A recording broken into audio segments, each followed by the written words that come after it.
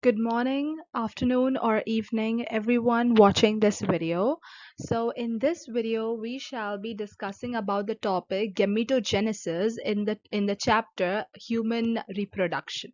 Okay, so we have already discussed about the male reproductive system and the female reproductive system.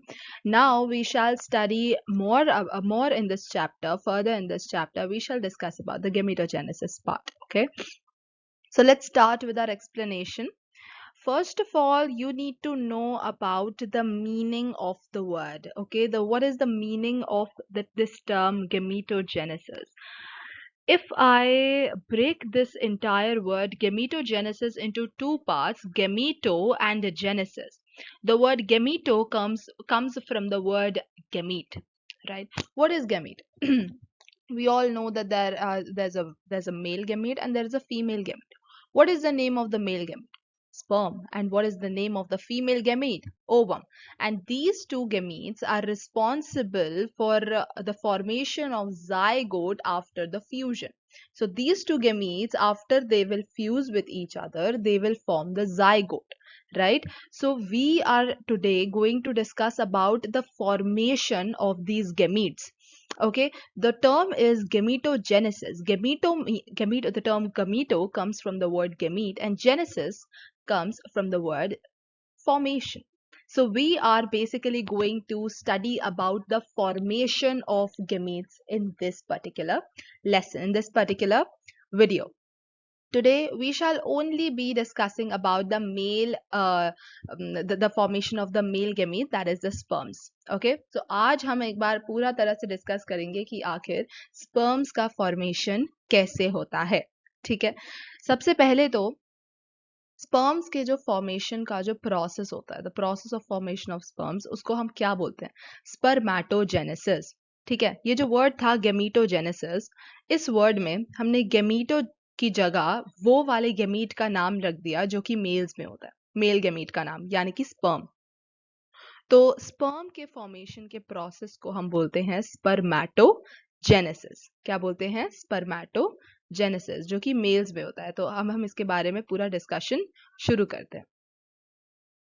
So let's start with our gametogenesis part. Okay. So let's start with this gametogenesis explanation. सबसे पहले तो मैंने तुम्हें already बता दिया कि gametogenesis term का मतलब क्या होता है ना. जो gametogenesis टर्म है, अगर मैं उसको दो पार्ट्स में डिवाइड करूं, तो पहला जो पार्ट है वो है गैमीट, ठीक है, और दूसरा पार्ट है जेनेसिस. और अभी हम डिस्कस कर रहे हैं मेल्स के बारे में स्पेसिफिकली. तो मेल्स के केस में जो गेमेटोजेनेसिस होता है, उसमें हम किस चीज का फॉर्मेशन करते हैं? हम उसमें मेल गेमीट का फॉर्मेशन करते हैं, और मेल गेमीट का नाम है स्पर्म. क्या है male gamete? Nothing but the sperm.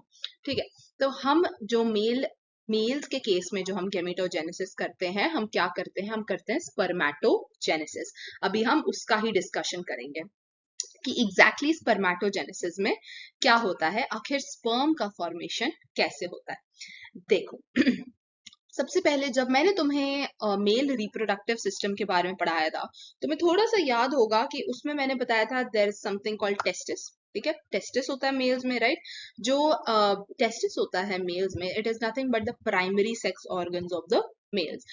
उसी टेस्टिस के अंदर स्पर्म का फॉर्मेशन होता है ना.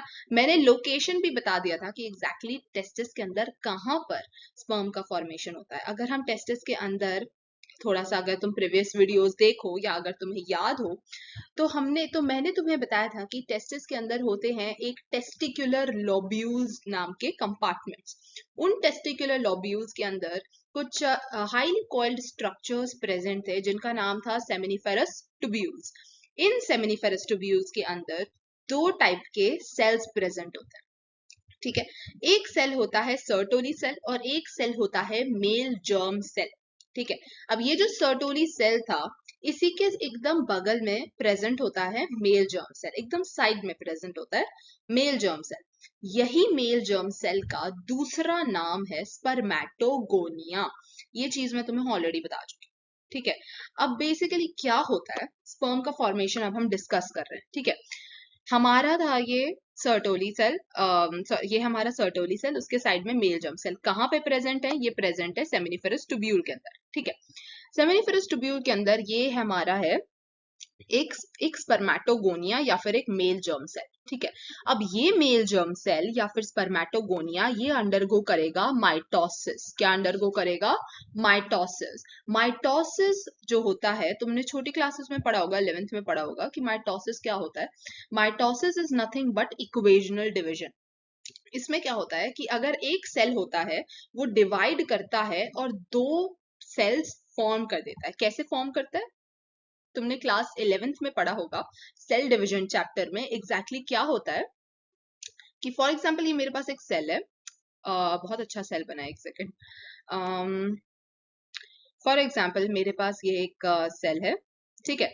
इसका इस सेल का मैं माइटोसिस करके तुम्हें दिखाऊं। अगर मैं इस सेल का माइटोसिस करूं, एग्जैक्टली क्या होता है, यही जो सेल है ना, ये जो येलो कलर से सेल है, ये बीच में, इसके बीच में ना ऐसे फोर्स लग जाता है, ठीक है। बीच में से ऐसे फोर्स लग जाता है और ये दो सेल्स में से डिवाइड हो जाता है, ठीक है। बेसिकली यही सेल को हम स्ट्रेच कर देते हैं, ठीक है। यही सेल इस तरह से स्ट्रेच होके अलग हो जाता है, ठीक है, और ये दो सेल्स में बदल जाता है।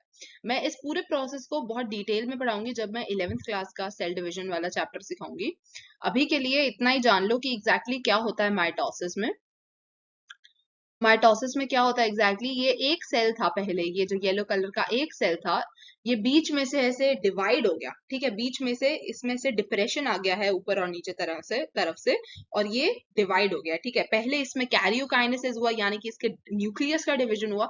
फिर इसमें ये जो चीज दिख रही है ना, ये जो चीज डिवाइड होते हुए दिख रही है ना, इसको हम बोलते हैं साइटोकाइनेसिस, ठीक है। साइटोप्लाज्म का डिवीजन ये जो हो रहा है, यहाँ पे हो रहा है साइटोकाइनेसिस, और क्या बन रहे हैं? दो भिन्न भिन्न प्रकार के सेल बन रहे हैं, दो अलग अलग सेल्स बन रहे हैं, ठीक है। अब इस प्रोसेस को हम बोलते हैं माइटोसिस। अच्छा, मैंने एक और नाम लिया था माइटोसिस में, और वो नाम था इक्वेशनल डिवीजन, ठीक है। माइटोसिस का दूसरा नाम है इक्वेशनल डिवीजन। तुम पूछोगे कि क्यों माइटोसिस का दूसरा नाम इक्वेशनल डिवीजन क्यों है? ऐसा इसलिए क्योंकि देखो, सबसे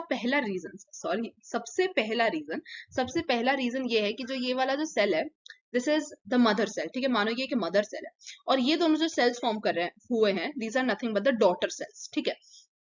अब जो ये डॉटर सेल्स होंगे ना, ये मदर सेल से के साथ कंप्लीटली सिमिलर होंगे। क्या होंगे? कंप्लीटली सिमिलर होंगे, ठीक है। तो ये मदर सेल और डॉटर सेल्स बिल्कुल इक्वल होंगे, दिखने में सिमिलर होंगे, ठीक है। ये पहला रीजन है क्यों हम माइटोसिस को इक्वेशनल डिवीजन बोलते हैं। दूसरा रीजन ये है कि जितने नंबर ऑफ क्रोमोसोम्स इस मदर सेल में प्रेजेंट होंगे, उतने ही नंबर ऑफ क्रोमोसोम्स इन दोनों डॉटर सेल्स में प्रेजेंट होंगे, ठीक है। ये दूसरा रीजन है क्यों हम माइटोसिस को इक्वेशनल डिवीजन बोलते हैं, ठीक है। अब हम अपने टॉपिक पे वापस आते हैं। क्या बोल रहे थे हम? देखो, हम स्पर्मेटोगोनिया पे थे। ये है हमारा spermatogonia, also known as the male germ cells. इसने अंडरगो किया माइटोसिस। क्या अंडरगो किया? माइटोसिस। माइटोसिस अंडरगो करके इसने दो डॉटर सेल्स बना लिए। जैसा कि तुम देख सकते हो, स्पर्मेटोगोनिया के अंदर मैंने 2n लिखा है। आखिर ये 2n क्या है? देखो, ये 2n जो है ना, it is representing the ploidy. क्या रिप्रेजेंट कर रहा है? प्लॉइडी। प्लॉइडी क्या होता है? Ploidy is nothing but the number of chromosomes present inside a cell, ठीक है। अगर कहीं पर प्लॉइडी लिखी हुई है n, n है कहीं की, प्लॉइडी इज n, तो उसका मतलब है वहां पे जो नंबर ऑफ क्रोमोसोम्स प्रेजेंट है वो है 23। और अगर कहीं की प्लॉइडी लिखी है 2n, इसका ये मतलब है कि उसके अंदर जो नंबर ऑफ क्रोमोसोम्स हैं वो क्या है? डबल है n के, यानी 23 मल्टीप्लाइड बाय 2 यानी 46, ठीक है। अगर यहाँ पे 2n लिखा हुआ है, स्पर्मेटोगोनिया की प्लॉइडी यहाँ 2n लिखी है, यानी कि स्पर्मेटोगोनिया में 46 क्रोमोसोम्स प्रेजेंट है।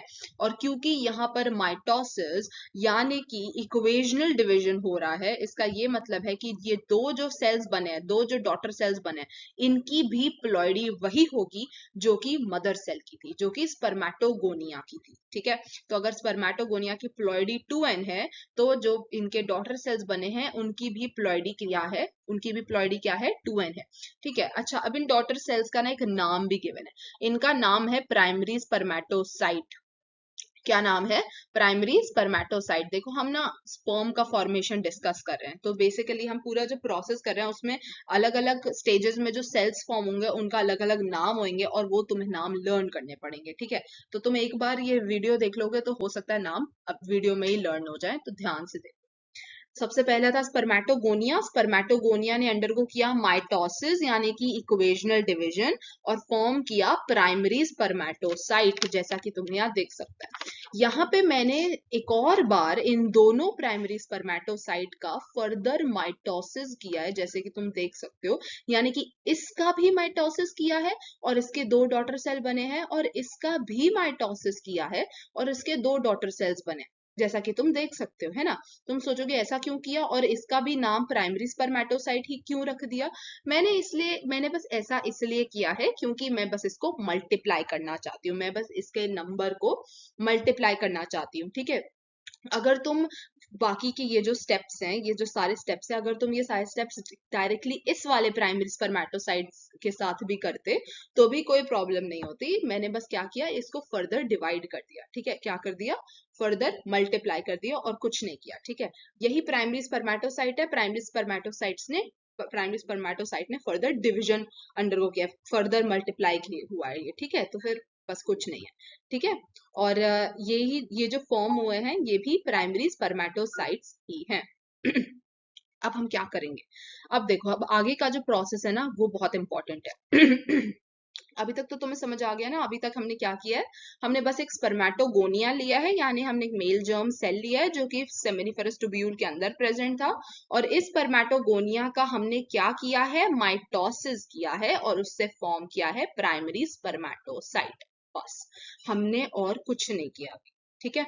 अब हम इनमें से ये चार जो प्राइमरी स्पर्मेटोसाइट है इनमें से एक प्राइमरी स्पर्मेटोसाइट हम लेते हैं, ठीक है? ये लिया हमने प्राइमरी स्पर्मेटोसाइट, इसमें भी मैंने 2n ही लिखा है। क्यों? क्योंकि हमने यहाँ पे माइटोसिस किया ना, यानी कि इक्वेशनल डिवीजन, और इक्वेशनल डिवीजन में क्रोमोसोम नंबर सेम रहता है। 2n यानी कितने क्रोमोसोम? 46, ठीक है? अब हमने लिया ये प्राइमरी स्पर्मेटोसाइट। अब हम इसमें करेंगे फर्दर स्टेप्स। कौन से हैं फर्दर स्टेप्स? फर्दर स्टेप है, सबसे पहला स्टेप है मियोसिस, ठीक है? क्या करने वाले हैं हम? मियोसिस। अब अगर कोई तुमसे बोले कि कोई तुम्हारे पास आए और तुम्हें एक सेल दे दे, ये दिया उसने तुम्हें एक सेल और बोला कि ये एक सेल है और इसका तुम एक मियोसिस करके दिखाओ, तुम क्या करोगे?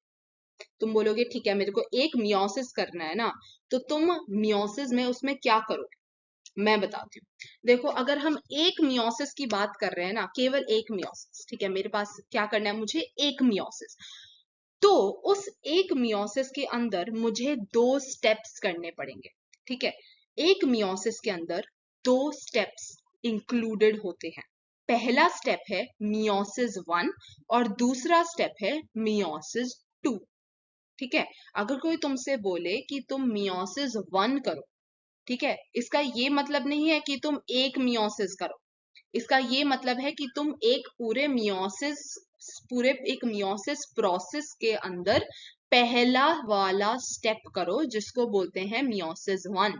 अगर कोई तुमसे बोले मियोसिस 1 कर लिया, अब मियोसिस 2 करो, इसका ये मतलब नहीं है कि तुम पूरा के पूरा मियोसिस दोबारा कर रहे हो, इसका मतलब है तुम मियोसिस प्रोसेस के अंदर उसका सेकेंड स्टेप कर रहे हो।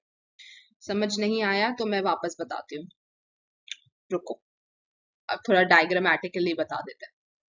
देखो क्या होता है एग्जैक्टली मियोसिस में। एक मियोसिस की बात करें ना, कि एक मियोसिस करना है मुझे, क्या करना है? एक मियोसिस करना है। तो बेसिकली होता क्या है, अगर मैं बात करूं मुझे एक मियोसिस करना है, इसका ये मतलब है कि मुझे उसके अंदर वाले दो स्टेप्स करने हैं, ठीक है? यानी कि मुझे मियोसिस 1 भी करना है और मियोसिस 2 भी करना है, क्योंकि मियोसिस 1 और मियोसिस 2 दोनों ही एक मियोसिस के अंदर आते हैं, ठीक है? दोनों ही किसके अंदर आते हैं? एक मियोसिस के अंदर आते हैं। बेसिकली मियोसिस में क्या होता है, ये मेरे पास एक सेल है, ठीक है? और देखो इसमें ना प्लॉइडी का भी बहुत बड़ा रोल इसमें प्ले होता है। देखो एग्जैक्टली इसमें होता क्या है, ये एक सेल है, इसकी प्लॉइडी है 2n, ठीक है? अच्छा, जो मियोसिस होता है ना, इस मियोसिस का प्रोसेस है, इसका दूसरा नाम है रिडक्शनल डिवीजन, ठीक है, जैसे माइटोसिस का दूसरा नाम था इक्वेशनल डिवीजन, मियोसिस का दूसरा नाम है रिडक्शनल डिवीजन। अभी समझ आएगा कि आखिर इसका नाम रिडक्शनल डिवीजन क्यों है। देखो ये मैंने एक सेल लिया, अब हम इसमें करेंगे इसमें हम कर रहे हैं मियोसिस। क्या कर रहे हैं? मियोसिस। अब मियोसिस में होते हैं 2 स्टेप। सबसे पहला जो स्टेप है वो है मियोसिस 1। पहले तो हम वो करेंगे, ठीक है। क्या करेंगे? मियोसिस 1। मैं ना पूरा मियोसिस नहीं लिख रही, मैं बस एम से डिनोट कर रही हूँ, तो मैं यहाँ पे लिख रही हूँ M1 मियोसिस 1, ठीक है। सबसे पहले हम यहाँ कर रहे हैं इसका मियोसिस 1। मियोसिस 1 करके मुझे क्या मिलेगा? मुझे मिलेंगे 2 सेल्स। क्या मिलेंगे? 2 सेल्स। ये जो एक सेल था ये डिवाइड हो गया 2 सेल्स में मियोसिस 1 करने के बाद। यानी मियोसिस 1 जब हम करते हैं तो वही होता है जो कि माइटोसिस करने पर होता है, लेकिन बहुत इंपॉर्टेंट चीज, यहाँ पर जो प्लॉइडी है वो आधी हो जाती है। प्लॉइडी आधी हो जाती है, ठीक है। तो अगर यहाँ पर प्लॉइडी, जैसे कि आप देख सकते हैं यहाँ पर प्लॉइडी थी 2n, यानी यहाँ पर थे क्रोमोसोम नंबर 46, लेकिन मियोसिस 1 होते ही यहाँ पर हो गए क्रोमोसोम नंबर 23। दोनों ही बेटियों को इक्वल इक्वल क्रोमोसोम नंबर बांटे गए, ठीक है। इसको हम बोलते हैं मदर सेल और इसको हम बोलते हैं डॉटर सेल्स। क्या बोलते हैं? Daughter cells. अब देखो ये तो हमने कर दिया मियोसिस 1। अब हम आगे करेंगे मियोसिस 2, यानी कि सेकेंड स्टेप मियोसिस 2। जब हम मियोसिस 2 करते हैं तब क्या होता है? देखो ये हमने किया है मियोसिस 2। जब हम मियोसिस 2 करते हैं तब क्या होता है कि ये दोनों जो सेल्स थे ना, ये दोनों ही मियोसिस अंडरगो करेंगे, है ना। देखो पहला वाला जो सेल है वो भी मियोसिस अंडरगो करेगा, तो कितने सेल बनाएगा? 2 सेल बनाएगा, है ना। और जो ये ये पहला वाला जो सेल है इसने मियोसिस अंडरगो किया, बनाया 2 सेल। अब ये दूसरा वाला जो सेल है ये भी मियोसिस अंडरगो करेगा और कितने सेल बनाएगा? 2 सेल बनाएगा। कितने सेल बनाएगा? 2 सेल बनाएगा, है ना। अब तुम्हें आएगा कंफ्यूजन। अब तुम बोलोगे ठीक है मियोसिस हो रहा है, अब क्रोमोसोम नंबर दोबारा हाफ कर दो। तुम बोलोगे कि यहाँ पे क्रोमोसोम नंबर n है तो यहाँ कर दो n/2 n/2 n/2 n/2, लेकिन ऐसा नहीं होता। क्रोमोसोम नंबर रहेगा यहाँ पर भी n n n और n, ठीक है। क्रोमोसोम नंबर n ही रहेगा। ऐसा क्यों? मैं बताती हूँ ऐसा क्यों। देखो ये जो मैंने बनाया ये जो है ये है मदर सेल। मदर सेल तो यहाँ पे टाइप करने का कोई सिस्टम एक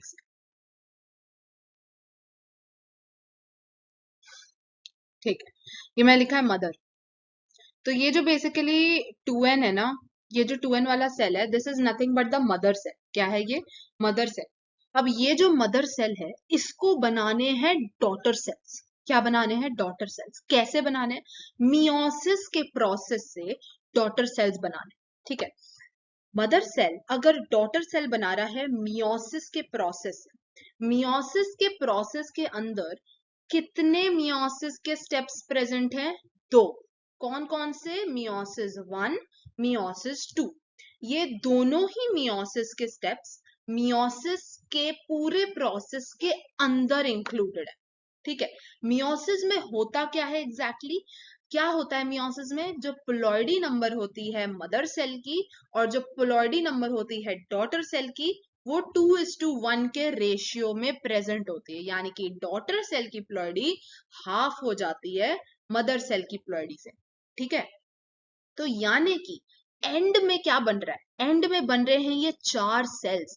ये जो 4 सेल्स हैं ये है हमारे पूरे मियोसिस के एंड प्रोडक्ट। क्या है? एंड प्रोडक्ट पूरे के पूरे मियोसिस के।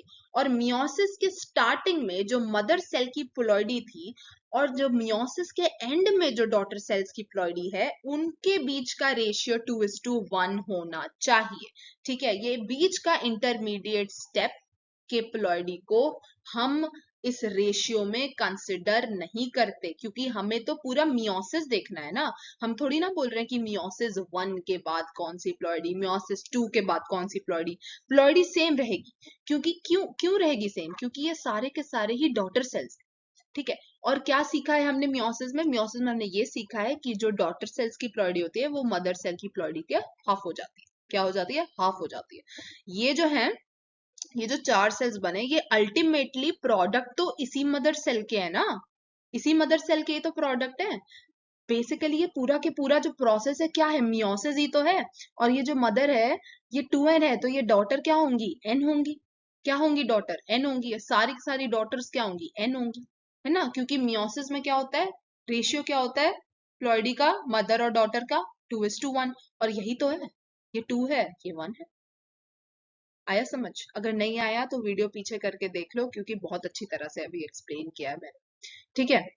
अगर नहीं आया, फिर भी नहीं आया, तो कमेंट में बोल देना नहीं आया, नेक्स्ट क्लास में वापस से एक्सप्लेन कर दो, ठीक है? तो ये मैंने मियोसिस की पूरी गाथा समझा दी कि मियोसिस क्या होता है, प्लॉइडी का उसमें क्या होता है। अब हम यहाँ पे स्पर्मेटोजेनेसिस कंटिन्यू करते हैं हमारा, ठीक है? स्पर्मेटोजेनेसिस में हम कहाँ तक पहुंचे थे भाई? हमने स्पर्मियोजेनेसिस लिया था। हमने उस स्पर्मियो सॉरी हमने क्या लिया? हमने स्पर्मेटोगोनिया लिया था। इस स्पर्मेटोगोनिया का हमने माइटोसिस कराया था, यानी कि इक्वेशनल डिवीजन कराया था, ठीक है? और इक्वेशनल डिवीजन यानी माइटोसिस करा के हमें क्या मिला था? हमें मिले थे दो प्राइमरी स्पर्मेटोसाइट, ठीक है? इस प्राइमरी स्पर्मेटोसाइट ने फर्दर डिवीजन अंडरगो किया just to multiply itself, no other reason, ठीक है? अपने आप को फर्दर डिवीजन किया, अभी भी ये प्राइमरी स्पर्मेटोसाइट ही है, ठीक है? इनमें से एक प्राइमरी स्पर्मेटोसाइट हमने लिया और इसमें कर दिया हमने मियोसिस। कौन सा वाला मियोसिस का प्रोसेस किया? मियोसिस के अंदर 2 प्रोसेस होते हैं, मियोसिस 1, मियोसिस 2। हमने इसमें सबसे पहले किया मियोसिस 1, क्योंकि वही पहले करते हैं ऑब्वियसली। जब हमने इसका मियोसिस 1 किया तो 2 सेल्स बने और उनकी प्लॉइडी हाफ हो गई, ये 2n थी, और इनकी प्लॉइडी n हो गई, ठीक है? जो मियोसिस 1 करने के बाद डॉटर सेल्स मिले, और ये जो डॉटर सेल्स हैं इनका नाम है सेकेंडरी स्पर्मेटोसाइट। प्राइमरी स्पर्मेटोसाइट का मियोसिस करके हमें मिला secondary spermatocyte. In secondary spermatocytes का अब हम इंडिविजुअली मियोसिस करेंगे, जब इस प्रोसेस को हम बोलते हैं मियोसिस 2। क्या बोलते हैं इस प्रोसेस को? मियोसिस 2। जब हम इसका मियोसिस 2 करेंगे तो हमें मिलेंगे 4 डॉटर सेल्स, और इससे क्या ये जो हमें 4 डॉटर सेल्स मिले हैं इनका नाम क्या है? इनका नाम है स्पर्मेटिड्स। अब यही जो स्पर्मेटिड्स होते हैं जो हमें मियोसिस 2 के बाद मिले हैं, यही स्पर्मेटिड्स डिफरेंशिएट कर जाते हैं और फॉर्म करते हैं स्पर्म्स, यानी कि स्पर्मेटोजोआ। स्पर्मेटोजोआ यानी स्पर्म्स का फॉर्मेशन करते हैं ये स्पर्मेटिड्स, ठीक है? आगे समझ? एक बार और रिवीजन करते हैं, याद भी हो जाएगा। सबसे पहले लिया हमने स्पर्मेटोगोनिया, क्या किया उसका? माइटोसिस। क्या फॉर्म हुआ? Primary spermatocyte. प्राइमरी स्पर्मेटोसाइट लिया, एक प्राइमरी स्पर्मेटोसाइट लिया, प्लॉइडी थी 2n, ठीक है? और जो स्पर्मेटोगोनिया थी उसकी प्लॉइडी भी 2n, प्राइमरी स्पर्मेटोसाइट की प्लॉइडी भी 2n। इस प्राइमरी स्पर्मेटोसाइट का क्या करवाया? मियोसिस। मियोसिस 1 जब हुआ तो इसने फॉर्म किया सेकेंडरी स्पर्मेटोसाइट, प्लॉइडी हो गई हाफ। इस सेकेंडरी स्पर्मेटोसाइट का हमने करवाया मियोसिस 2, क्या फॉर्म हुआ? स्पर्मेटिड्स। ये जो स्पर्मेटिड फॉर्म हुए ये 4 थे नंबर में, और यही स्पर्मेटिड्स फर्दर डिफरेंशिएट करके फॉर्म किए हैं स्पर्म्स यानी स्पर्मेटोजोआ। इससे एक चीज समझ आती है, वो ये है कि एक प्राइमरी स्पर्मेटोसाइट से 4 स्पर्म्स का फॉर्मेशन होता है। तो अगर चार प्राइमरी स्पर्मेटोसाइट होंगी तो 4 प्राइमरी स्पर्मेटोसाइट से कितने स्पर्म्स का फॉर्मेशन होगा? 4 multiplied by 4 that is 16। 4 primary spermatocyte से 16 स्पर्म्स फॉर्म होंगे, क्योंकि एक प्राइमरी स्पर्मेटोसाइट से 4 स्पर्म्स फॉर्म हो रहे हैं, ठीक है? आगे बढ़ते हैं, ये समझ आ गया होगा। ये रेज कर देते हैं, आगे बढ़ते हैं, ठीक है? अब जो मैंने पूरा समझाया है ना, पूरा प्रोसेस, बस उसको रिटर्न में यहाँ पे लिखा हुआ है, ठीक है? उसका रिटर्न फॉर्म है, एक बार रीड कर देती हूँ मैं।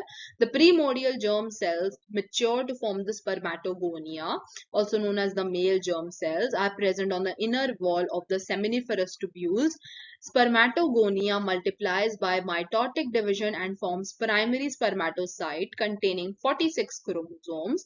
The primary spermatocyte undergo meiosis 1 and forms secondary spermatocyte spermatocyte containing 23 chromosomes. These secondary spermatocytes undergo second meiotic division and form spermatids. These spermatids mature to form spermatozoa, also known as the sperms. Note, 4 spermatids are formed from one primary spermatozoa. Hence, 4 sperms are formed from one primary spermatocyte. समझ आ गया होगा, ठीक है।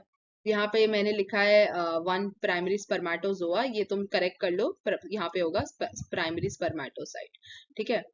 four spermatids are formed from one primary spermatocyte, not primary spermatozoa.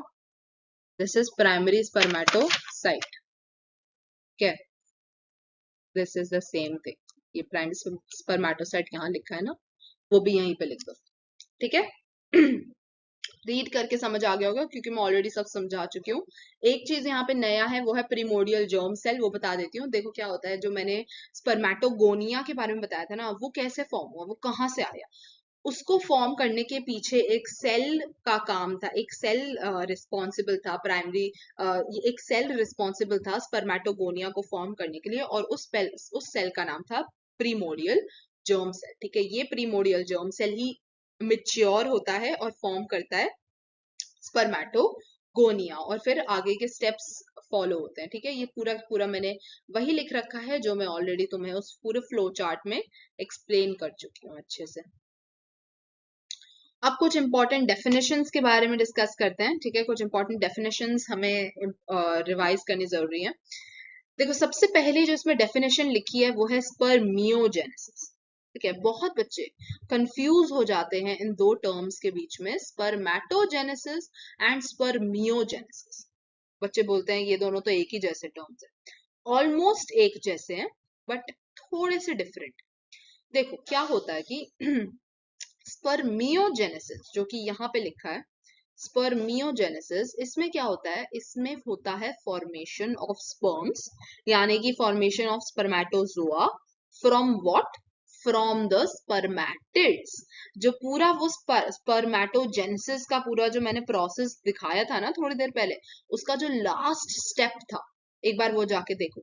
Last step क्या था, spermatids mature या spermatids differentiate to form sperms, ठीक है। उसी प्रोसेस को, जिस प्रोसेस में ये spermatids are differentiating to form sperms, उसी प्रोसेस को हम स्पर्मियोजेनेसिस बोलते हैं, ठीक है। फिर स्पर्मेटोजेनेसिस क्या था, स्पर्मेटोजेनेसिस था formation of sperms from the spermatogonia, जो एकदम सबसे पहला वाला सेल था, मेल जर्म सेल। उस मेल जर्म सेल से जब हम स्पर्म का फॉर्मेशन करते हैं, उस प्रोसेस को हम स्पर्मेटोजेनेसिस बोलते हैं। और जब हम स्पर्म का फॉर्मेशन स्पर्मेटिड्स की हेल्प से करते हैं, उस प्रोसेस को हम स्पर्मियोजेनेसिस बोलते हैं। क्या बोलते हैं, स्पर्मियोजेनेसिस, ठीक है। नेक्स्ट डेफिनेशन है सेमिनेशन। सेमिनेशन नाम से ही पता चल रहा है कुछ ना कुछ तो हम लिबरेट कर रहे हैं, कुछ ना कुछ तो हम बाहर निकाल रहे हैं। इसमें हम निकाल रहे हैं स्पर्म्स को, ठीक है। लिबरेशन ऑफ स्पर्म्स कहाँ से, टेस्टिस से। जो पूरा के पूरा टेस्टिस था, उसके अंदर से जब हम स्पर्म्स को लिबरेट आउट करते हैं, और स्पर्म्स से जब वो लिबरेट आउट, सॉरी, जो ये स्पर्म्स होते हैं जब ये टेस्टिस के बाहर लिबरेट आउट हो जाते हैं और फिर वो पीनिस के थ्रू बाहर चले जाते हैं, तो जब ये स्पर्म के थ्रू लिबरेट आउट होते हैं, उस प्रोसेस को हम सेमिनेशन बोलते हैं। थर्ड डेफिनेशन है spermiation. Spermiation is nothing but the liberation of sperms from the seminiferous tubules. Seminiferous tubules याद करो क्या था, ये थे हमारे टेस्टिकुलर लोब्यूल्स, उसके अंदर प्रेजेंट थे highly coiled structures, seminiferous tubules, ठीक है। अगर तुम भूल गए हो तो पिछले वाले वीडियोस देखो, उसमें बताया हुआ है सेमिनिफेरस ट्यूब्यूल्स के बारे में मैंने डिटेल में, ठीक है। सेमिनिफेरस ट्यूब्यूल्स जो थे वो टेस्टिस के अंदर प्रेजेंट थे, टेस्टिकुलर लोब्यूल्स के अंदर, ठीक है। नेक्स्ट डेफिनेशन है एजैकुलेशन। एजैकुलेशन होता है स्पर्म का रिलीज होना from the body of the male, यानी बॉडी ऑफ द मेल से ही हमने स्पर्म को लिबरेट आउट कर दिया, यानी पीनस के थ्रू स्पर्म्स लिबरेट आउट हो गए, ठीक है। That is nothing but ejaculation. Last definition is insemination. Insemination is nothing but the transfer of sperms from the body of the male to the body of the female. ठीक है, mail body से female body के अंदर sperms का transfer होना, ठीक है, उसको हम बोलते हैं इंसेमिनेशन। ये डेफिनेशंस बहुत इंपॉर्टेंट है, अपने नोटबुक्स में लिख लो। अब हम बात करते हैं फर्दर, ठीक है, एक दूसरे इंपॉर्टेंट टॉपिक के बारे में बात करते हैं। टॉपिक का नाम है कि आखिर ये जो स्पर्मेटोजेनेसिस है ये स्टार्ट कब होता है। व्हेन डिड स्पर्मेटोजेनेसिस स्टार्ट, कब स्टार्ट होता है। स्पर्मेटोजेनेसिस जो स्टार्ट होता है ना बच्चों, वो प्यूबर्टी के समय शुरू होता है, ठीक है। कब शुरू होता है स्पर्मेटोजेनेसिस? प्यूबर्टी के समय, यानी कि formation of sperms from the spermatogonia, ये जो पूरा प्रोसेस होता है फॉर्मेशन ऑफ स्पर्म्स का, ये प्यूबर्टी के समय ही शुरू होता है, ठीक है, मेल्स में प्यूबर्टी के समय शुरू होता है। अब क्वेश्चन आता है कि आखिर कैसे, ठीक है, आखिर ऐसा क्या होता है मेल बॉडी में कि ये जो स्पर्मेटोजेनेसिस है ये स्टार्ट होता है। देखो क्या होता है कि जो मेल्स है ना उनकी बॉडी में एक हार्मोन रिलीज होता है, उसका नाम होता है जीएनआरएच हार्मोन, ठीक है। अब ये जो जीएनआरएच हार्मोन होता है इसका फुल फॉर्म क्या है? गोनाडोट्रोपिन रिलीजिंग हार्मोन, ठीक है। ये एक ऐसा हार्मोन है जो कि गोनाडोट्रोपिन्स को रिलीज करता है, ठीक है। गोनाडोट्रोपिन रिलीजिंग हार्मोन, नाम से ही पता चल रहा है कि ये गोनाडोट्रोपिन्स रिलीज करता है, ये एक ऐसा हार्मोन। अच्छा, ये गोनाडोट्रोपिन्स क्या होता है? जो गोनाडोट्रोपिन्स होता है ना ये दो टाइप के होता है। क्या होता है? दो प्रकार के होता है। पहला होता है हमारा एफएसएच और दूसरा होता है हमारा एलएच, ठीक है। ये 11th क्लास में बहुत डिटेल में ये सारी चीजें, अभी तो मैं बस इनके टर्मिनोलॉजीज ही बता रही हूँ तुम्हें, ठीक है। तो क्या होता है, सबसे पहले जो ह्यूमन मेल बॉडी होती है उसमें जीएनआरएच हार्मोन का जो सिक्रीशन है वो बहुत हाई हो जाता है, ठीक है। प्यूबर्टी के समय अचानक से उनका जो ये जीएनआरएच हार्मोन का जो सिक्रीशन है अचानक से बहुत सिक्रीशन में रेज आ जाता है, ठीक है। सिग्निफिकेंट इंक्रीज हो जाता है जीएनआरएच का सिक्रीशन, यानी कि गोनाडोट्रोपिन रिलीजिंग हार्मोन का सिक्रीशन इंक्रीज हो जाता है। अब ये गोनाडोट्रोपिन है क्या एग्जैक्टली? गोनाडोट्रोपिन एक हाइपोथैलेमिक हार्मोन है, ठीक है, यानी कि it is released by the hypothalamus, ठीक है। हाइपोथैलेमस क्या होता है? हमारे ब्रेन में पार्ट है, ठीक है। जो हाइपोथैलेमस है वो इस जीएनआरएच हार्मोन को रिलीज करता है। ये GnRH hormone anterior pituitary gland को जाके स्टिमुलेट करता है। क्या करता है? स्टिमुलेट करता है। बेसिकली क्या होता है कि हमारे ब्रेन में एक पिट्यूटरी ग्लैंड प्रेजेंट होता है, ठीक है। अब इस पिट्यूटरी ग्लैंड के दो लोब्स होते हैं, पहला होता है एक एंटीरियर लोब, एक होता है पोस्टीरियर लोब, ठीक है। अब ये जो जीएनआरएच हार्मोन है जो कि हाइपोथैलेमस के द्वारा रिलीज होता है, ये जीएनआरएच हार्मोन जाकर इस एंटीरियर पिट्यूटरी ग्लैंड यानी पिट्यूटरी ग्लैंड के एंटीरियर लोब को जाके एक्ट करता है उसकी तरफ, और क्या करता है? स्टिमुलेट करता है सिक्रीशन ऑफ गोनाडोट्रोपिन्स। क्या करता है? सिक्रीशन, किसका सिक्रीशन को स्टिमुलेट करता है? गोनाडोट्रोपिन्स का। कौन से गोनाडोट्रोपिन्स? FSH and LH. अब तुम देख रहे हो कि एक हार्मोन का नाम है गोनाडोट्रोपिन रिलीजिंग हार्मोन, नाम में ही है उसके कि उसे गोनाडोट्रोपिन रिलीज करना है, लेकिन उसको कितना मेहनत करना पड़ा है उसको। सबसे पहले तो वो रिलीज हुआ, किसने रिलीज किया? हाइपोथैलेमस ने। फिर वो गया किसके पास गया? एंटीरियर पिट्यूटरी ग्लैंड के पास। एंटीरियर पिट्यूटरी ग्लैंड को उसने स्टिमुलेट किया, उसने बोला अरे anterior pituitary gland gonadotropins release कर दो। एंटीरियर पिट्यूटरी ग्लैंड ने बोला क्या? गोनाडोट्रोपिन्स क्या होता है? फिर गोनाडोट्रोपिन रिलीजिंग हार्मोन ने बोला अरे gonadotropins LH and FSH release कर दो। फिर एंटीरियर पिट्यूटरी ग्लैंड ने एलएच एंड एफएसएच रिलीज कर दिया, ठीक है। अच्छा, अब इन एलएच एंड एफएसएच का ना बहुत बड़ा काम है इस स्पर्मेटोजेनेसिस के प्रोसेस में। क्या काम है? जो ये सबसे पहले एलएच के बारे में बात कर लेते हैं। एलएच जो हार्मोन है उसका फुल फॉर्म है ल्यूटिनाइजिंग हार्मोन, ठीक है। अब ये जो एलएच है बेसिकली ये एलएच लेडिक सेल्स पे एक्ट करता है, ठीक है। याद रख लो, एल से एलएच, एल से लेडिक सेल्स, ठीक है। ये जो एलएच है ये लेडिक सेल्स पे एक्ट करता है, acts on the Leydig cells, और क्या करता है कि एंड्रोजेंस का सिक्रीशन को स्टिमुलेट कर देता है। क्या बोलता है कि तुम एंड्रोजेंस को सिक्रीट कर दो। अच्छा, जो मेल्स में मेन एंड्रोजन होता है उसका नाम क्या होता है, यानी सबसे महत्वपूर्ण एंड्रोजन क्या होता है मेल्स में? टेस्टोस्टेरोन, ठीक है। तो ये जो एलएच है ये रिस्पॉन्सिबल होता है लेडिक सेल्स पे एक्ट करने के लिए, ठीक है। एलएच हार्मोन लेडिक सेल्स पे एक्ट करता है और बोलता है कि टेस्टोस्टेरोन को रिलीज कर दो, और ये लेडिक सेल्स टेस्टोस्टेरोन को रिलीज कर देता है, ठीक है। टेस्टोस्टेरोन किसके ब्रॉड कैटेगरी के अंदर काउंटेड होता है? एंड्रोजेंस के, किसके ब्रॉड कैटेगरी के अंदर? एंड्रोजेंस।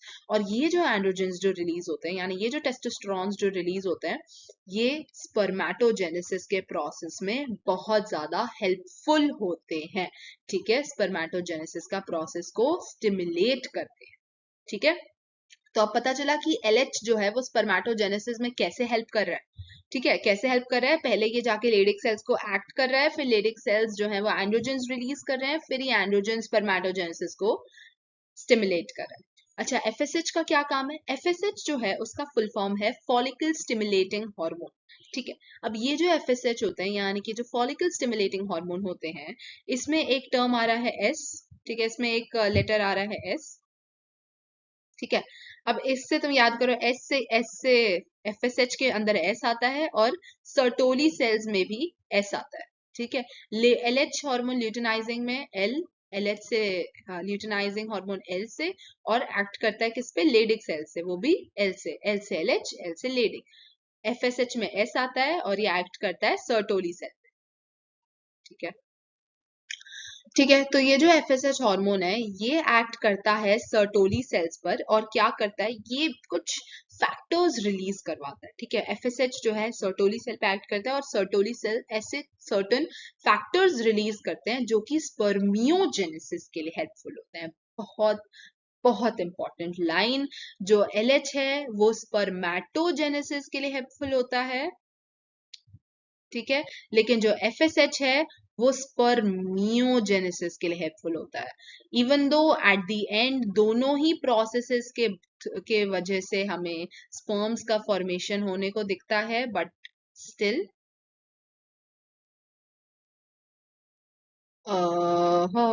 मुझे टाइप करना छोड़ देना चाहिए।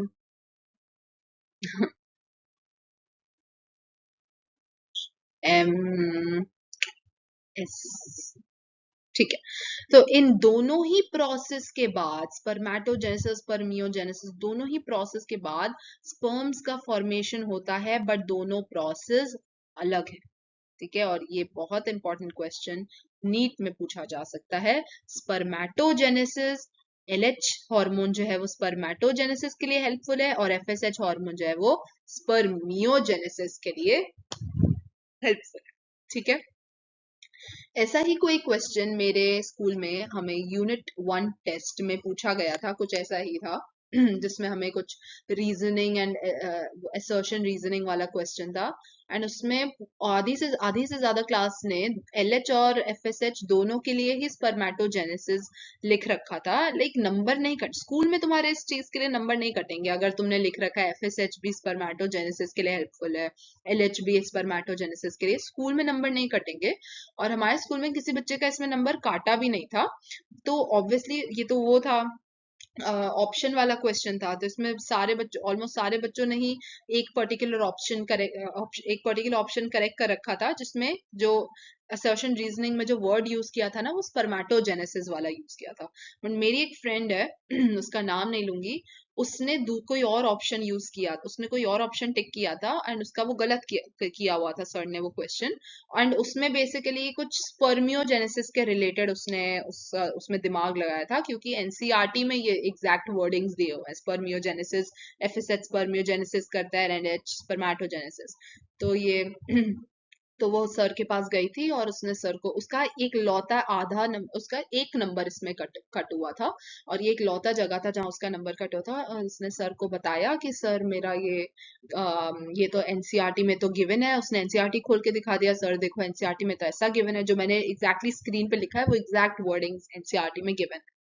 तो उसने सर को बताया, सर ऐसा लिखा है NCERT में, तो सर ने बोला अच्छा सही लिखा है, फिर सर ने एक नंबर एक्स्ट्रा दे दिया, और उसकी क्लास में हाईएस्ट आए थे तो अम ठीक है, तो आपको अब समझ आ गया होगा कि LH हार्मोन और FSH हार्मोन का एग्जैक्टली काम क्या है स्पर्मेटोजेनेसिस में, एंड कैसे स्टार्ट होता है spermatogenesis, significant increase of GnRH hormone की वजह से, कब? प्यूबर्टी के समय। ठीक है, GnRH का full form gonadotropin releasing hormone. ठीक है, आगे बढ़ते हैं। तो इस फ्लो चार्ट में हमें क्या दिख रहा है? इस फ्लो चार्ट में हमें वही चीज दिख रहा है जो मैं ऑलरेडी तुम्हें एक्सप्लेन कर चुकी हूँ कि एग्जैक्टली क्या होता है कि जो जीएनआरएच हार्मोन है that is nothing but the gonadotropin releasing hormone, वो रिलीज करता है हाइपोथैलेमस। ठीक है, जो हमारे ब्रेन में हाइपोथैलेमस होता है वो जीएनआरएच हार्मोन रिलीज करता है, और ये जीएनआरएच हार्मोन जाके एंटीरियर पिट्यूटरी ग्लैंड पे एक्ट करता है और स्टिमुलेट करता है secretion of the two gonadotropins. कौन से है गोनाडोट्रोपिन्स? FSH and LH. ठीक है, एफएसएच एंड एलएच का रिलीज होता है। जो एफएसएच होता है वो जाके सर्टोरी सेल्स की तरफ एक्ट करता है, और एलएच जो होता है वो लेडिक सेल्स को एक्ट करता है। सर्टोरी सेल्स पे जो जब एफएसएच एक्ट करता है तो वो सर्टोरी सेल्स को बेसिकली कमांड देता है कि सर्टोरी सेल्स कुछ फैक्टर्स रिलीज करें जो कि स्पर्मियोजेनेसिस के लिए हेल्पफुल हो, और जो एलएच हार्मोन होता है वो बेसिकली लेडिक सेल्स पे एक्ट करता है, ताकि और लेडिक सेल्स पे एक्ट करके वो क्या करता है, लेडिक सेल्स पे एक्ट करके वो एक कमांड देता है लेडिक सेल्स को कि वो क्या रिलीज करे, एंड्रोजेंस रिलीज करे, और मेन एंड्रोजन होता है टेस्टोस्टेरॉन। और बेसिकली ये टेस्टोस्टेरॉन किस चीज के लिए हेल्पफुल होता है? स्पर्मेटोजेनेसिस के लिए हेल्पफुल होता है। ठीक है, तो ये पूरा के पूरा फ्लो चार्ट में वही है जो मैं ऑलरेडी तुम्हें एक्सप्लेन कर चुकी। ये है डायग्राम ऑफ स्पर्म। अब हम स्पर्म के बारे में थोड़ा डिटेल में बात करते हैं। स्पर्म का फॉर्मेशन तो कर लिया, स्पर्म के बारे में भी थोड़ा पढ़ लेते हैं कि आखिर वो होता क्या है, क्या क्या पार्ट्स होते हैं, उसके फंक्शन क्या क्या होते हैं, उसके पार्ट्स के एंड ऑल, वो सब डिस्कस करते हैं। देखो, जैसे तुम्हें स्पर्म दिख रहा है, स्पर्म के 4 पार्ट होते हैं। ठीक है, the body of a sperm is divided into 4 parts. सबसे पहला जो पार्ट है वो इसका हेड रीजन है। ठीक है, इतना जो रीजन होता है वो उसका हेड रीजन होता है। ये वाला जो रीजन है वो उसका नेक रीजन है। ठीक है, जो इतना आपको रीजन दिख रहा है ना वो इसका नेक रीजन है। ये वाला जो रीजन है ये इसका मिडिल पीस है, और जो लास्ट वाले जो ये चीज पूरा दिख रहा है ये इसका टेल वाला पोर्शन है। ठीक है, टेल रीजन है। हेड रीजन में आप देख सकते हो कि सबसे ऊपर कुछ ऐसी गुंबद जैसी चीज बनी है। ये क्या है? This is nothing but the acrosome. ठीक है, क्या है ये? This is nothing but the acrosome. जो हेड रीजन में ही यहाँ पर ये गोल सी चीज दिख रही है तुम्हें, ये क्या है? This is nothing but the nucleus. ठीक है, the genetic material of the sperm that is nothing but the nucleus. Sperm का पूरा जेनेटिक मटेरियल कहाँ पर प्रेजेंट है? इस न्यूक्लियस के अंदर प्रेजेंट है। ठीक है, और फिर हेड के बाद यहाँ पे नेक रीजन आता है। नेक रीजन का भी बहुत बड़ा इंपॉर्टेंस है क्योंकि ये जो नेक रीजन है ये कंसिस्ट करता है दो सेंट्रियोल्स। ठीक है, इस नेक रीजन में सेंट्रियोल्स प्रेजेंट होते हैं। एक होता है हमारा डिस्टल सेंट्रियोल और एक होता है हमारा प्रॉक्सिमल सेंट्रियोल। अभी हम डिस्कस करेंगे उसके बारे में भी। फिर ये है हमारा मिडिल पीस। क्या है? Middle piece. मिडिल पीस वाले रीजन में तुम्हें दिख रहा है कि इसके अंदर माइटोकॉन्ड्रिया प्रेजेंट है। क्या प्रेजेंट है? माइटोकॉन्ड्रिया। माइटोकॉन्ड्रिया जो होते हैं, जैसे हमें पता है mitochondria is the power house of the cell. Sperm is nothing but one single cell. ठीक है, स्पर्म कोई ढेर सारे सेल्स का नहीं बना है। Sperm is nothing but one single cell, और इस वन सिंगल सेल में क्या प्रेजेंट है? हमारे माइटोकॉन्ड्रिया प्रेजेंट है। और ये जो माइटोकॉन्ड्रिया है ये this is nothing but the power house of this cell, यानी कि ये स्पर्म को पावर प्रोवाइड करता है। ठीक है, क्यों चाहिए स्पर्म को पावर? स्पर्म को पावर चाहिए मूवमेंट के लिए। ठीक है, इसकी जो टेल है ताकि वो मूवमेंट दिखा पाए, ताकि वो ओवम की तरफ पहुंच पाए, मूवमेंट दिखाकर वो मूवमेंट की ताकत स्पर्म को माइटोकॉन्ड्रिया से प्रोवाइड होती है। ठीक है, उसके बाद ये टेल रीजन है, और यहाँ बीच में तुम्हें ये एक ऐसी लाइन जाती हुई दिख रही होगी। This is nothing but the axial filament. क्या है ये? Axial filament. एक एक करके सबके बारे में डिस्कस करते हैं। सबसे पहले तो मैंने बताया कि जो स्पर्म है उसके 4 पार्ट होते हैं। ठीक है, head region, neck region, middle piece and tell.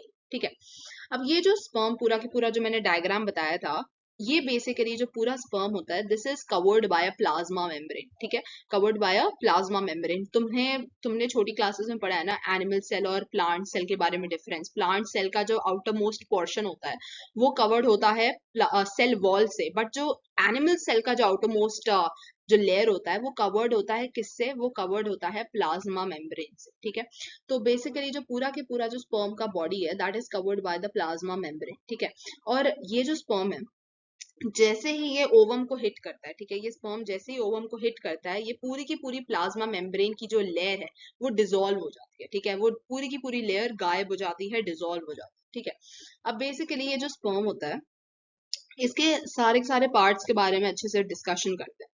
Head region जो था स्पर्म का, उसमें मैंने एक चीज बताई थी, सबसे ऊपर जो गुंबद जैसी चीज बनी हुई थी हेड रीजन में, उसका नाम क्या था? उसका नाम था एक्रोजोम। ठीक है, एक्रोजोम। ये एक्रोजोम का क्या काम है? देखो भाई, ये जो एक्रोजोम है ना, जो कि हेड रीजन में प्रेजेंट है, ये एक एंजाइम रिलीज करता है। उस एंजाइम का नाम है हाइलायूरोनिडेज एंजाइम। क्या नाम है? हाइलायूरोनिडेज एंजाइम। अब ये जो हाइलायूरोनिडेज एंजाइम है, ये हेल्पफुल होता है ओवम के लेयर्स के थ्रू पेनिट्रेट करने के लिए। ठीक है, बेसिकली ये ओवम है और ये स्पर्म है। स्पर्म यहाँ से आया, सबसे पहला जो पोर्शन है स्पर्म का, जिस पोर्शन ने ओवम को टच किया, वो सबसे पहला पोर्शन जिसने ओवम को टच किया, that is nothing but the acrosome. ठीक है, सबसे पहला जो पोर्शन होगा स्पर्म का जो कि ओवम को टच करेगा, that will be the acrosome. और इस एक्रोजोम का काम क्या है? इस एक्रोजोम का काम है इस ओवम के जो लेयर्स है ना, उसको डिसॉल्व कर देना। कौन से लेयर्स? कौन से? सारे लेयर्स नहीं। एनसीईआरटी में तुम देखोगे तो उसमें बस लिखा है कि लेयर्स को डिसॉल्व करना का काम है इस हाइलायूरोनिडेज का। इनफैक्ट हाइलायूरोनिडेज का तो नाम भी मेंशन नहीं किया एनसीईआरटी ने। तो मैं बताती हूँ एग्जैक्टली क्या करता है हाइलायूरोनिडेज। देखो, ये जो हमारा एक्रोजोम है, इसने एंजाइम रिलीज है। ये स्पर्म आया, इसने टच किया ओवम को, एंजाइम रिलीज हुआ हाइलायूरोनिडेज, जो कि एक्रोजोम ने रिलीज किया। ये हाइलायूरोनिडेज एंजाइम ओवम की ऊपर एक लेयर होती है ग्रैन्युलोसा सेल्स की। कौन सी? Granulosa sales. ठीक है, जब मैं oogenesis पढ़ाऊंगी ना, तब तुम्हें ये ज्यादा क्लियर होगा कि आखिर ग्रैन्युलोसा सेल्स की लेयर प्रेजेंट है कहाँ पर। ठीक है अभी के लिए देखो कि जो ओवम होता है ना, उसके ऊपर ढेर सारी लेयरिंग होती है। ऐसा नहीं कि केवल एक ही लेयर है या दो लेयर है। ठीक है, इसमें बेसिकली क्या है, पहले तो एक एक जोना पेलिसिडा की लेयर है, फिर कोरोना रेडियाटा की लेयर है, उसके ऊपर देयर इज ग्रैन्युलोसा सेल्स की लेयर। ठीक है, देयर इज ग्रैन्युलोसा सेल्स की लेयर। तो फिर क्या होता है कि ये जो हाइलायूरोनिडेज एंजाइम है ना, ये उस ग्रैन्युलोसा सेल्स की लेयर को डिसॉल्व करता है, जो कि सबसे ऊपर प्रेजेंट है, जो कि कोरोना रेडियाटा की लेयर से भी ऊपर प्रेजेंट है।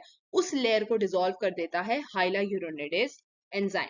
ठीक है, जो सबसे ऊपर वाली ग्रैन्युलोसा सेल्स की लेयर है, उसको डिसॉल्व करता है। ठीक है, फिर और भी जो अंदर अंदर और भी लेयर्स है ना, एक लेयर है ये कोरोना रेडियाटा की लेयर। ठीक है, ये ओवम है, उसके ऊपर है जोना पेलुसिडा की लेयर, उसके ऊपर है कोरोना रेडियाटा की लेयर, उसके ऊपर है ग्रैन्युलोसा सेल्स की लेयर। ठीक है, अब ये जो लेयर्स हैं, इनको डिसॉल्व करेगा जब ये स्पर्म, तभी तो स्पर्म अंदर घुसेगा, तभी तो ये स्पर्म जो है वो पेनिट्रेट कर पाएगा और इसको फर्टिलाइज कर पाएगा और जाइगोट का फॉर्मेशन करेगा, है ना। तो सबसे पहले तो ओवम के सबसे बाहरी लेयर का डिसोल्यूशन होता है, और सबसे बाहरी लेयर कौन सी है? ग्रैन्युलोसा सेल की लेयर।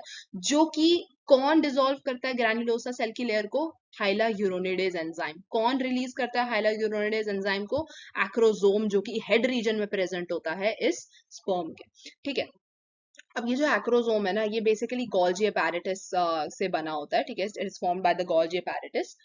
अब हम बात करते हैं middle piece of the tail, middle piece of the sperm की। ठीक है, ये हमारा स्पर्म है। इसका जो मिडिल मिडिल रीजन था, सबसे पहले हेड का बात कर लिया, नेक के बारे में अभी नेक्स्ट स्लाइड में बात करते हैं, पहले मिडिल पीस के बारे में बात करते हैं। मिडिल पीस में क्या प्रेजेंट है? माइटोकॉन्ड्रिया प्रेजेंट है। माइटोकॉन्ड्रिया क्या होता है? Power house of the cell होता है। ये माइटोकॉन्ड्रिया का काम क्या है? इसका काम है इस स्पर्म को एनर्जी प्रोवाइड कराना, ताकि ये स्पर्म मूवमेंट शो कर सके। ठीक है, इसका टेल मूव कर सके, मूवमेंट शो कर सके, और ये स्पर्म जाके ओवम की तरफ पहुंच सके, रीच कर सके ओवम को, ताकि ओवम को फर्टिलाइज कर सके। ठीक है, तो ये तो था काम मिडिल पीस का। ठीक है, मिडिल पीस में माइटोकॉन्ड्रिया प्रेजेंट था, तो ये काम था इसका।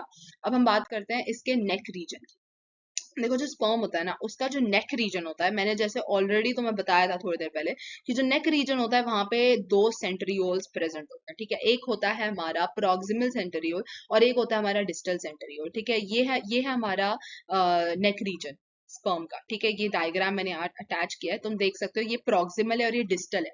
देखो, प्रॉक्सिमल और डिस्टल का मतलब क्या है? प्रॉक्सिमल सेंट्रियोल हमने इसका नाम इसलिए दिया है क्योंकि वो हेड रीजन के पास है। ठीक है, क्योंकि वो हेड रीजन के पास है। डिस्टल सेंट्रियोल जो है वो हेड रीजन से थोड़ा दूर है। ये देखो, प्रॉक्सिमल जो है, ये हमारा न्यूक्लियस, ये न्यूक्लियस जो है वो हेड रीजन में प्रेजेंट है। और जो प्रॉक्सिमल वाला सेंट्रियोल है, प्रॉक्सिमल सेंट्रियोल इस न्यूक्लियस की थोड़ा पास है, मतलब कि हेड रीजन से पास है, इसलिए इसका नाम है प्रॉक्सिमल। वेयर जो डिस्टल सेंट्रियोल है, वो इस हेड रीजन से थोड़ा दूर है, यानी थोड़ा डिस्टेंस पे, इसलिए इसका नाम है डिस्टल सेंट्रियोल। ठीक है, अब ये जो प्रोक्सिमल और डिस्टल सेंट्रियोल है, इनके क्या काम होते हैं? जो ये डिस्टल सेंट्रियोल है ना, ये एक्सियल फिलामेंट बनाने के काम आता है। जब मैंने स्पर्म का डायग्राम दिखाया था, उसने बीच से काटती हुई एक लाइन बनी, ठीक है, उसको हम बोलते हैं एक्सियल फिलामेंट। इस एक्सियल फिलामेंट का फॉर्मेशन करता है ये डिस्टल सेंट्रियोल, ठीक है। और ये जो प्रोक्सिमल सेंट्रियोल है, इसका क्या काम है? बेसिकली ये सेल डिवीजन के लिए काम होता है। सेल डिवीजन हमें क्यों करना है, मैं अभी एक्सप्लेन करूंगी कि एग्जैक्टली क्या होता है। मैं भी एक्सप्लेन करूंगी, अभी जान लो कि ये जो प्रॉक्सिमल सेंट्रियोल है, इसका काम है सेल डिवीजन करना। और डिस्टल सेंट्रियोल जो है वो क्या करता है? वो एक्सियल फिलामेंट का फॉर्मेशन करता है। क्या करता है डिस्टल सेंट्रियोल? एक्सियल फिलामेंट का फॉर्मेशन करता है। ठीक है, चलो अब आगे डिस्कस करते हैं। अब मैंने तुम्हें सारा कुछ बता दिया ऑलमोस्ट स्पर्म के बारे में। इसका हेड रीजन बता दिया, मैंने नेक रीजन के बारे में बता दिया, मैंने तुम्हें मिडिल पीस के बारे में बता दिया। टेल के बारे में क्या है? देखो, टेल का बस एक ही काम है, वो है मूवमेंट करना, ठीक है। टेल का बस एक काम है, वो है मूवमेंट करना, और मूवमेंट करके स्पर्म को पहुंचा देना उस एग की तरफ, ठीक है, उस ओवम की तरफ पहुंचा देना, ठीक है। अब एंजाइम्स के बारे में डिस्कस करते हैं। जैसे मैं तुम्हें ऑलरेडी बताया था, पहला एंजाइम मैं तुम्हें ऑलरेडी बता चुकी हूँ, जो यहाँ पे मेंशन्ड है, हाइला यूरोनेडेज एंजाइम, ठीक है। ये जो हाइला यूरोनेडेज एंजाइम है, इसका फंक्शन भी बता चुकी हूँ। ये कौन सी लेयर को डिसॉल्व करने के लिए हेल्पफुल होता है? ये कोरोना रेडियाटा लेयर के ऊपर जो ग्रैन्युलोसा सेल्स की लेयर प्रेजेंट है, उसको डिसॉल्व करने के लिए हेल्पफुल होता है। कौन? हाइला यूरोनेडेज एंजाइम। कौन रिलीज करता है? एक्रोसोम रिलीज करता है, ठीक है। ठीक है, और फिर नेक्स्ट एंजाइम आता है हमारा सीपीई। ये जो सीपीई है, इसका फुल फॉर्म है हमारा corona penetrating enzyme. Corona penetrating enzyme जो है ये एंजाइम जो है, ये कौन सी लेयर को डिसॉल्व करता है? ये डिसॉल्व करता है कोरोना रेडियाटा की लेयर को, ठीक है। कोरोना रेडियाटा की एक लेयर होती है जो कि ओवम के ऊपर प्रेजेंट होती है, उसको डिसॉल्व करता है ये वाला एंजाइम। जोना लाइसिन तीसरा एंजाइम है, ये डिसॉल्व करता है जोना पेलोसिडा की लेयर को, जो कि ओवम के ऊपर प्रेजेंट होती है, ठीक है। देखो, तुम सोच रहे होगे, कुछ बच्चों को कंफ्यूजन हो रहा होगा कि हम क्यों डिसॉल्व कर रहे हैं इन लेयर्स को। देखो, हम इसलिए डिसॉल्व कर रहे हैं क्योंकि देखो, ये हमारा है ओवम, ये हमारा ओवम है, ये हमारा स्पर्म है, ठीक है। ये स्पर्म आया, इसने इसने इसने ओवम को करना है फर्टिलाइज। फर्टिलाइजेशन कैसे होता है बच्चों? फर्टिलाइजेशन कैसे होता है? थोड़ा दिमाग लगाओ। देखो, फर्टिलाइजेशन कैसे होता है कि जब एक सेल का जो न्यूक्लियस है और दूसरे सेल का जो न्यूक्लियस है, वो मिल जाए। क्या हो जाए? मिल जाए। कि वो कैसे होगा? वो कैसे होगा? एक सेल का न्यूक्लियस दूसरे सेल का न्यूक्लियस मिल जाए, ये कैसे होगा? वो ऐसे होगा कि अगर इस एक सेल का जो पूरा के पूरा ऊपर जो लेयर्स हैं, उसको दूसरा सेल अच्छी तरह से डिसॉल्व कर दे और अच्छी तरह से अंदर पेनिट्रेट कर जाए, ठीक है। अच्छी तरह से ये वाला जो सेल है दूसरे सेल के अंदर पेनिट्रेट कर जाए। पूरा की पूरा पेनिट्रेट नहीं करना है, केवल उसका न्यूक्लियस वाला रीजन, केवल इस सेल का न्यूक्लियस वाला रीजन जो है वो इस सेल के अंदर चला जाए, तो क्या होगा? दोनों के न्यूक्लियस मिलके फ्यूज कर जाएंगे। क्या कर जाएंगे? फ्यूज कर जाएंगे। और जब दोनों के न्यूक्लियस मिलके फ्यूज कर जाएंगे, तो क्या बनाएंगे? वो एक जाइगोट का फॉर्मेशन करेंगे, ठीक है। क्योंकि यहाँ पे हम किसकी बात कर रहे हैं? हम स्पर्म और ओवम की बात कर रहे हैं। इनके फ्यूजन के बाद क्या बनता है? क्या बनता है? जाइगोट बनता है। अब देखो एग्जैक्टली क्या होता है। यहाँ पे मैंने बोला कि जो प्रोक्सिमल सेंट्रियोल होता है ना, वो रिस्पॉन्सिबल होता है सेल डिवीजन के लिए, ठीक है। तो मैंने ऐसा क्यों बोला? अभी मैं वही एक्सप्लेन करती हूँ। हाँ, यहाँ पे मैं एक्सप्लेन कर देती हूँ। देखो, जो ये है हमारा ओवम, ठीक है, ये हमारा ओवम, और ये है ओवम के अंदर न्यूक्लियस, ठीक है। ये ओवम का न्यूक्लियस, ठीक है। ये है हमारा स्पर्म, ये है हमारा स्पर्म, और स्पर्म के अंदर का ये है न्यूक्लियस, ठीक है। ये है न्यूक्लियस स्पर्म का, ठीक है। ये है स्पर्म का न्यूक्लियस और ये है ओवम का न्यूक्लियस। अब हुआ इनके बीच में फ्यूजन। क्या हुआ? फ्यूजन। जब इनके बीच में फ्यूजन होगा तो एग्जैक्टली क्या होगा? देखो क्या होगा। ये जो है ओवम, ये ओवम है, इस ओवम के अंदर स्पर्म का हेड पोर्शन ऐसे आ जाएगा, ठीक है, और स्पर्म का भी बॉडी वाला पोर्शन बाहर है, ठीक है, और ये है हमारे स्पर्म का न्यूक्लियस और ये है ओवम का न्यूक्लियस। तो जैसे कि तुम देख सकते हो कि यहाँ पर स्पर्म का जो हेड वाला रीजन है वो अंदर आ चुका है और बाकी का पूरा रीजन बाहर है। तो ये वाला जो रीजन है जहां से ये दोनों बेसिकली डिटैच हो रहा है, ठीक है, जहां से ये स्पर्म जो है बस एंटर किया हुआ है, ये स्पर्म का हेड रीजन है और बाकी का पूरा बॉडी बाहर है, ठीक है, बाकी का पूरा बॉडी बाहर है। तो वो कौन सा रीजन है जो कि जंक्शन पे प्रेजेंट है? ये वाला रीजन कौन सा है जो कि एकदम एकदम बॉर्डर पे प्रेजेंट है? This is nothing but the neck region, this is nothing but the neck region. और यही नेक रीजन है जो कि क्या करता है, यहां से होगा हमारा सेल डिविजन, क्योंकि मैंने क्या बताया था, नेक रीजन में क्या प्रेजेंट होता है, वहां पर प्रेजेंट होता है सेंट्रियोल, डिस्टल सेंट्रियोल फॉर्मेशन करता है एक्सियल फिलामेंट का, और प्रोक्सिमल सेंट्रियोल क्या करता है, सेल डिवीजन। यहीं पे आएगा हमारा काम प्रोक्सिमल सेंट्रियोल का, वो करेगा सेल डिवीजन। जैसे ही वो करेगा सेल डिवीजन, ये कर देगा सेल्स को डिवाइड, यानी कि बॉडी वाला जो पार्ट है वो हो जाएगा अलग, और जो ये वाला हेड वाला पार्ट है वो हो जाएगा अलग। तो बॉडी वाला पार्ट फिर अलग हो जाएगा और हेड वाला पार्ट अलग हो जाएगा, ठीक है। सेल डिवीजन यानी एक सेल का डिवीजन। ये जो पूरा के पूरा स्पर्म है, दिस इज नथिंग बट एक सेल, इसको बीच में से डिवाइड कर दिया, हेड वाला पोर्शन चला गया एग के अंदर और बाकी बॉडी का पोर्शन जो रह गया वो बाहर निकल गया, ठीक है, बाहर रह गया। अब क्या होगा, अब क्या होगा, आगे आगे देखो अब क्या होगा। ये है हमारा ओवम, ओवम के अंदर आ गए हैं दो दो न्यूक्लियस, ठीक है, ये वाला है हमारा ओवम का न्यूक्लियस, ये वाला हमारा है स्पर्म का न्यूक्लियस, ये वाला हमारा ओवम का न्यूक्लियस। ये दोनों न्यूक्लियस करेंगे फ्यूज, क्या करेंगे, ये दोनों न्यूक्लियस फ्यूज करेंगे, ठीक है, और मिलके बना देंगे ये पूरा जो स्ट्रक्चर बन जाएगा, बन जाएगा जाइगोट, ठीक है। जो ये ओवम था इसके अंदर प्रेजेंट थे 23 क्रोमोसोम्स, ये जो स्पर्म था इसके अंदर प्रेजेंट थे 23 क्रोमोसोम्स। क्रोमोसोम कहाँ प्रेजेंट होते हैं, न्यूक्लियस के अंदर प्रेजेंट होते हैं, ठीक है, क्रोमोसोम कहाँ प्रेजेंट होते हैं, न्यूक्लियस के अंदर प्रेजेंट होते हैं। और जब ये न्यूक्लियस फ्यूज हो गए तो ये 23 प्लस 23 मिलकर बनाए 46, और एक सेल के अंदर ये जो जाइगोट बन गया है, अब ये जो अब जाइगोट बन गया है इसके अंदर प्रेजेंट है 46 क्रोमोसोम्स, ठीक है। और हमारे बॉडी में कितने क्रोमोसोम, 46 क्रोमोसोम, ठीक है। हमारे सेल्स में कितने क्रोमोसोम प्रेजेंट होते हैं, हमारे हर सेल में, हमारे बॉडी के हर एक सेल में कितने क्रोमोसोम प्रेजेंट हैं, 46 क्रोमोसोम प्रेजेंट है।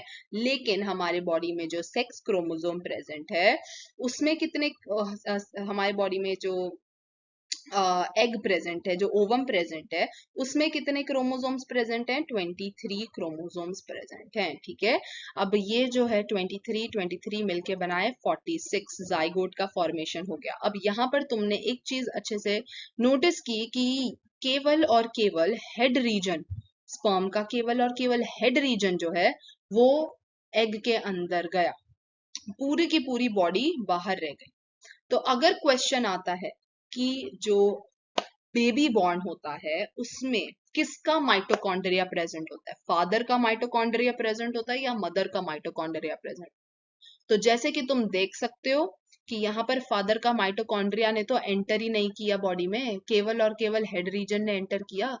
तो फादर का माइटोकॉन्ड्रिया कहाँ से आ जाएगा बेबी के बॉडी में, केवल और केवल मदर का माइटोकॉन्ड्रिया होता है बेबी के बॉडी में, ठीक है, ठीक है। तो अब यहाँ पर हम समाप्त करते हैं लेक्चर को। बस एक इंपॉर्टेंट बात बता देते हैं, बहुत एक छोटी सी इंपॉर्टेंट बात है कि कितने स्पर्म्स एक बार में, एक कॉइटस में कितने स्पर्म्स रिलीज होते हैं। एक बार एक कॉइटस होता है, एक बार वो होता है जब इंसेमिनेशन या फिर